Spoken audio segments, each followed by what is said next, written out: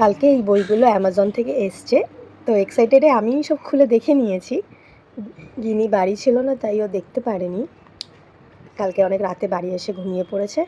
আজকে ঘুম থেকে উঠে সকালবেলা বইগুলো দেখে কী রিয়াকশান দেয় দেখি। এটা আছে গুড টাচ, মানে এবার যে কটা বই নিয়েছি স্টোরি বুক গুড ম্যানার্সের ওপরে।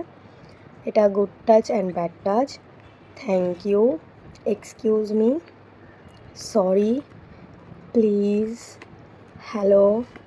আর এটা হচ্ছে ও খুব স্টিকার ভালোবাসে, তো শেপস অ্যান্ড কালার্সের স্টিকার নিয়েছি।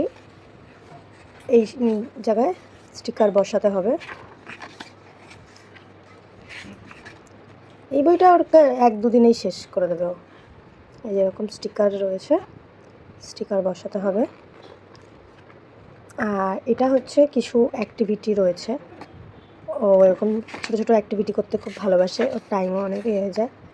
Circle, matching, good action, bad action.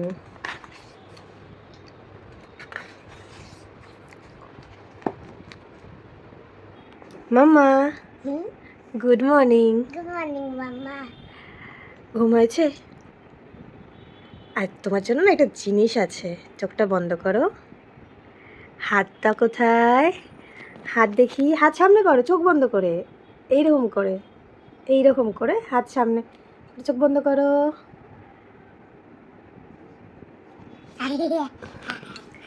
কার এগুলো? তোমার?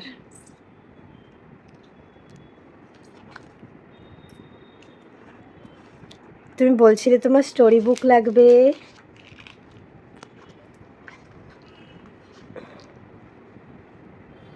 এটা কি গো?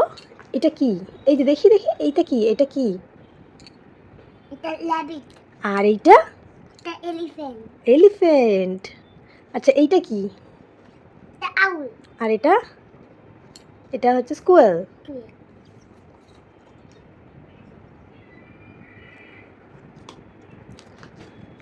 এটা আমি দেখিনি না। এটা দেখোনি তুমি? এগুলো তো নতুন বই, কি করে দেখবে?